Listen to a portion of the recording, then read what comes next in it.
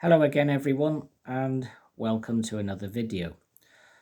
The title of this talk is How the Bible and Conspiracy Theories Go Hand in Glove, Part 1. A conspiracy theory is an explanation for an event or situation that asserts the existence of a conspiracy by powerful and sinister groups. The term generally has a negative connotation, implying that the appeal of a conspiracy theory is based in prejudice, emotional conviction, or insufficient evidence. When, however, there is overwhelming evidence, it's no longer a theory, it's conspiracy fact. For example, in 1605, Guy Fawkes conspired with Robert Catesby to assassinate King James VI and I and to blow up the Houses of Parliament. He was caught red-handed guarding stockpiled explosives in an undercroft beneath the House of Lords. He was executed.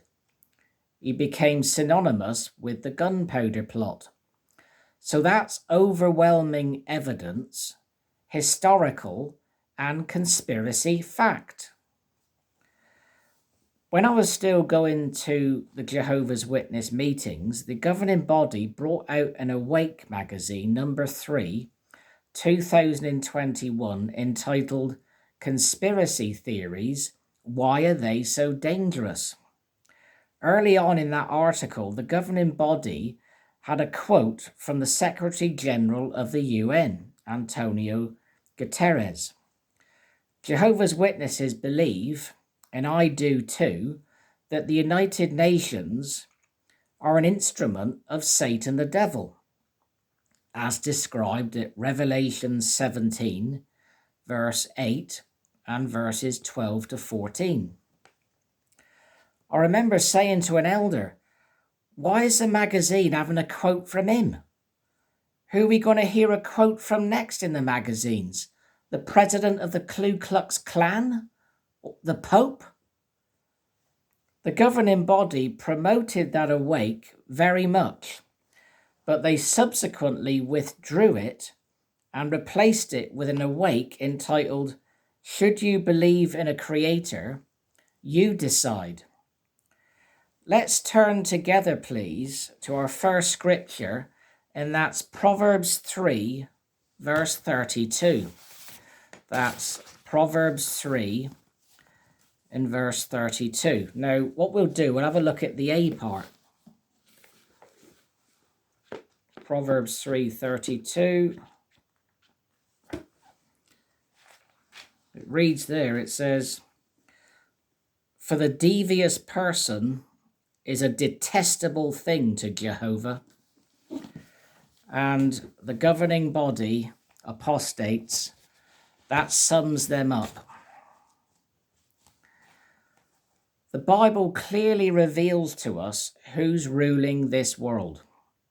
After John the Baptist baptized Jesus, he was led by the Spirit to be tempted by Satan. Satan offered him this at Matthew 4, 8 and 9. That's Matthew 4, 8 and 9. And it reads there, it says, Again the devil took him along to an unusually high mountain and showed him all the kingdoms of the world and their glory. And he said to him, All these things I will give you if you fall down and do an act of worship to me. Satan is controlling all the governments of this world. They are doing his bidding, reflecting his personality. Let's now look at various aspects of Satan's personality which governments of the world will reflect. Firstly, Jesus said this about Satan at John 8, verse 44. That's John 8, verse 44.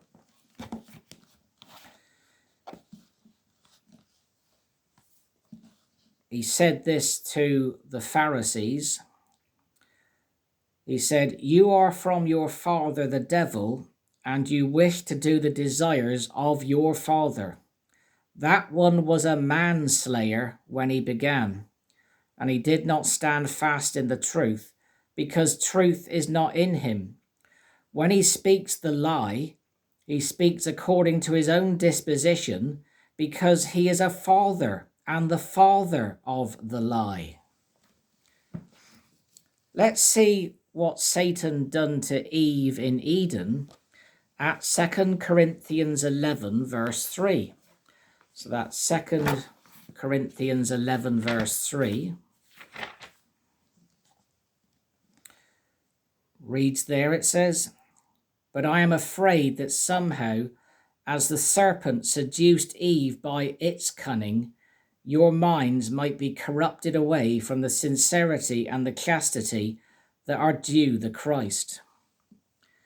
Now let's read, please, 1 Timothy 2 and verse 14. That's 1 Timothy 2, verse 14.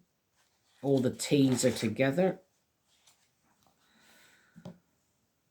Reads there, it says, "Also Adam was not deceived, but the woman was thoroughly deceived and came to be in transgression."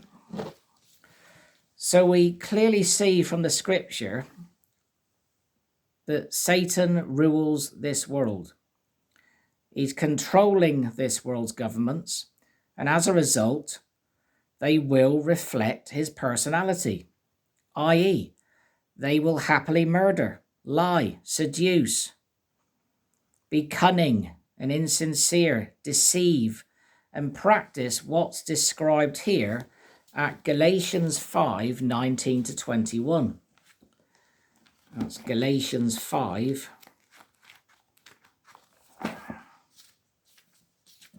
19 to 21.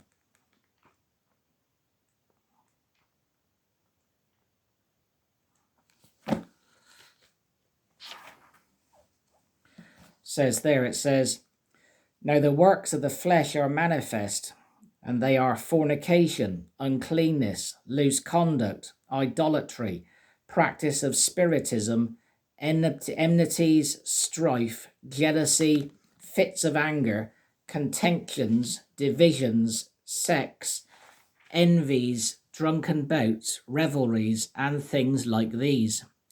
And to these things I am forewarning you, the same way as I did forewarn you, that those who practice such things will not inherit God's kingdom." Now, not losing sight of the theme of this talk, how the Bible and conspiracy theories go hand in glove, let's turn together, please, to Revelation 16 and verses 13 and 14. So that's Revelation 16, verses 13 and 14. So it reads there, it says, "And I saw 3 unclean inspired expressions that looked like frogs come out of the mouth of the dragon and out of the mouth of the wild beast and out of the mouth of the false prophet. They are, in fact, expressions inspired by demons and perform signs, and they go forth to the kings of the entire inhabited earth to gather them together to the war of the great day of God the Almighty." In Moses' day, Jehovah brought a loathsome plague of frogs on Pharaoh's Egypt, so that the land began to stink, as described at Exodus 8, 5 to 15. In these last days, there has been a disgusting frog-like visitation in the form of unclean and inspired expressions, clearly symbolizing propaganda, which is information, ideas, opinions, or images, often only giving one part of an argument, that are broadcast, published, or in some other way spread with the intention of influencing people's opinions. With the original deceiver, Satan the devil, controlling and manipulating this world's governments, Of course, the Bible and conspiracy theories go hand in glove. It stands to reason.